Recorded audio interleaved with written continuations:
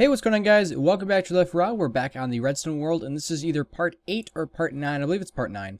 But anyways, in the last episode, we built the segment connectors from the keyboard to the actual segment connectors for the segments. Now, today I just wanted to go ahead and explain to you guys how we're going to set up the controller.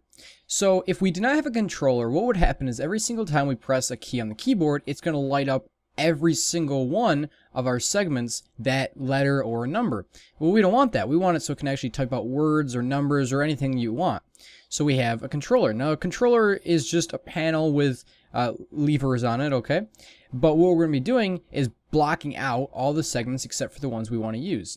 So currently, just focus on this one right here. I'll get to this in a second, but right now we have no segments chosen. But say we want to type in the bottom right. We flip the switch, and now you can see we have our input, so it allows us to actually type in the bottom right.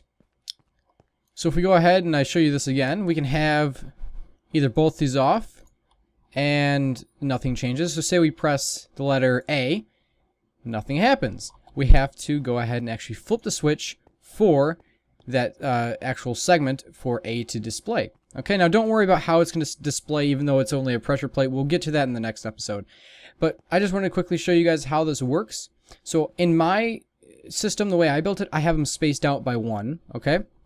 And with this, we run a simple line, and we have one portion of the line set into the ground by 1. So if we want to block off the area, it goes ahead and it pushes a piston down, and it basically creates a corner block. And as you know, redstone cannot travel past a corner, so it cuts off the connection. But as soon as we allow it, then that happens. I'm going to set the time to 0. So it allows it to pass through. Okay? So of course, if you're familiar or unfamiliar with how I did this, I just ran it straight from the lever up here diagonal to a redstone torch, because we want these always to be blocked unless we say so. So we always want this to be powered, and they run up here and go right to the piston, so they're always pushed down. And when we flip the switch, it just inverts this torch and turns it off basically for us. Now, in case you did it the way that I suggested and placed the blocks or the lines right next to each other, it's a little bit more complicated, but still pretty simple, okay? All you have to do is just run the lines, and you have to have these ones at whatever height you want, but you want to have the one that's in the middle set down by 1 and then also out by, I guess, 2 blocks. 1 block in the middle, but it's set away from it by 2 blocks. This basically allows it so there's no interference. We put a redstone repeater in there so it can go ahead and not have interference at all. But it's the same method. It just goes ahead and blocks it off diagonally. Right there, we actually have to set that one down 1 block as well, just obviously for no interference. So if I get rid of this right here, you can see there's interference. But if I pull this back, and if you forget about the interference for a second. So right now we're allowing them to go to the segments. We'll just get rid of these side ones for a minute. This one right here needs to go down and be cut off there, or else if we have it up higher, it'll interfere when we have it up, and that's just a mess. Then our keys won't be correct and everything. So it's just a different way. You guys can take a screenshot and I guess build this after. Over here, I have actually implemented my method. Don't worry about the stuff with the whole yellow blocks. That's the next episode that I was talking about. But right here, this is it. So I have the lines spaced off by 1 every single time. And I just have the blocks going and diagonally cutting off the circuitry. So right now, I have it so we're allowing the segment. I just ran this to one of the levers.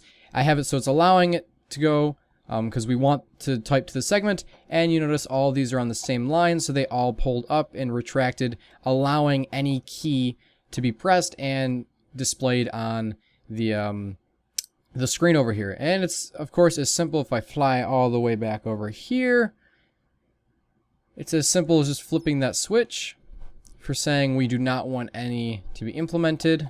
So if we go ahead and flip the switch, this is actually for C1. I categorize them sort of like a grid, so that's the bottom left one right there. So if you fly back here, you'll see that the torch should be activated because it's not inverted like we have on our little demo session over there.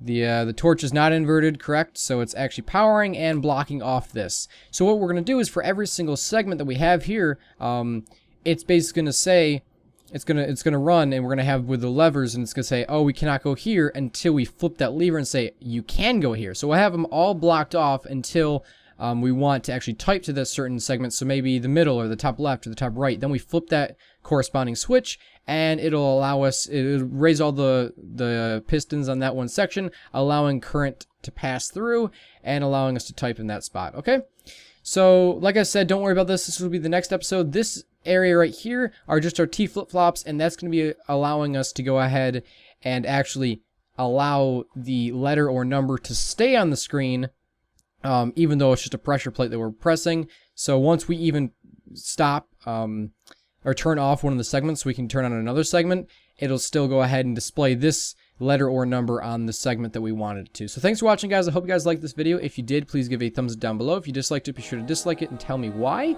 And tell me about what your favorite fruit is. So thanks for watching. See you guys later. Bye.